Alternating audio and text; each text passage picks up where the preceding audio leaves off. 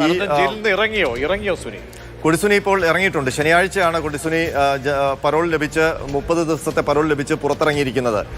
മാത്രമല്ല, ഞാൻ സൂചിപ്പിച്ചത് ഈ മനുഷ്യാവകാശ കമ്മീഷന്റെ കത്തിൽ എടുത്തു പറയുന്നത് ഇങ്ങനെ ഉത്തരവിടാനുള്ള അധികാരം മനുഷ്യാവകാശ കമ്മീഷന് ഇല്ല. പക്ഷേ ഈ പരാതിയുടെ ഒരു മാനുഷികമായ പരിഗണന അത് പരിഗണിച്ച് ഉചിതമായ തീരുമാനം എടുക്കണമെന്ന് മാത്രമാണ്.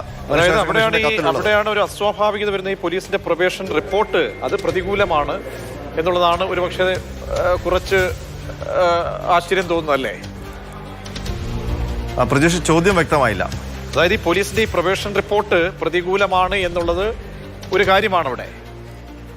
തീർച്ചയായിട്ടും പ്രജീഷ്, നമുക്കറിയാം കൊടിസുനി അടക്കമുള്ള TP കേസിലെ പ്രതികൾക്ക് ജാമ്യം അനുവദിക്കാനുള്ള നീക്കം വലിയ വിവാദമായിരുന്നു. പോലീസിന്റെ എതിർ റിപ്പോർട്ട് അത് നിലനിൽക്കുമ്പോൾ തന്നെയാണ് കൊടിസുനി അടക്കമുള്ളവർക്ക് ജാമ്യം ഈ പരോൾ അനുവദിക്കാനുള്ള നീക്കമുണ്ടായത്. മാത്രമല്ല, പ്രത്യേകിച്ചും കൊടിസുനി ഈ TP കേസുമായി ബന്ധപ്പെട്ട് അറസ്റ്റിലായി അതിൽ ശിക്ഷ ലഭിച്ച് ജയിലിൽ എത്തിക്കഴിഞ്ഞ ശേഷവും നിരവധി തവണ മറ്റ് ക്രിമിനൽ കുറ്റങ്ങളിൽ ഭാഗവാക്കാവുകയും കൊടിസുനിക്ക് അടക്കം ഉള്ളവർക്കെതിരെ കേസെടുക്കുന്ന സാഹചര്യം വരെ ഉണ്ടായി.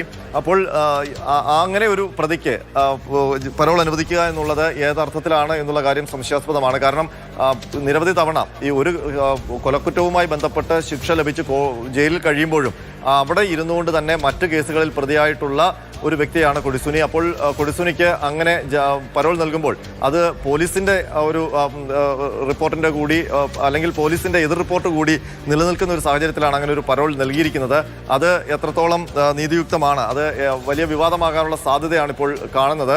അതായത് അനന്തന് ഈ മനുഷ്യാവകാശ കമ്മീഷന്റെ ഒരു കമ്മീഷന് മുൻപാകെ ഉള്ള അമ്മയുടെ അപേക്ഷ അത് മാത്രം പരിഗണിച്ചുകൊണ്ട് ഒരു പരോൾ അനുവദിക്കുന്നു ജയിൽ DGP. അപ്പോൾ അത് മറുവശം അതാരാണ് പ്രതി, അല്ലെങ്കിൽ ഇത്രത്തോളം സെൻസിറ്റീവായിട്ടുള്ള ഒരു കേസാണിത്.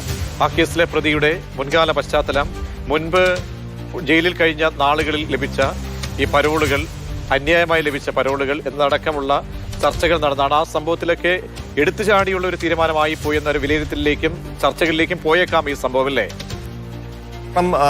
നേരത്തെ സൂചിപ്പിച്ചതുപോലെ തന്നെ കൊടിസുനി TP കേസിൽ ശിക്ഷിക്കപ്പെട്ട് ജയിലിലാണ്. പക്ഷേ ജയിലിൽ കഴിയുമ്പോഴും നിരവധി ക്രിമിനൽ കേസുകളിൽ പ്രതിയായിട്ടുണ്ട്. കൊടിസുനിക്കെതിരെ മറ്റ് കേസുകൾ പോലീസ് രജിസ്റ്റർ ചെയ്തിട്ടുണ്ട്. ഈ ഒരു ഘട്ടത്തിലാണ് കൊടിസുനിക്കെതിരായുള്ള പോലീസിന്റെ പ്രൊബേഷൻ റിപ്പോർട്ട് നിലനിൽക്കുന്നത്.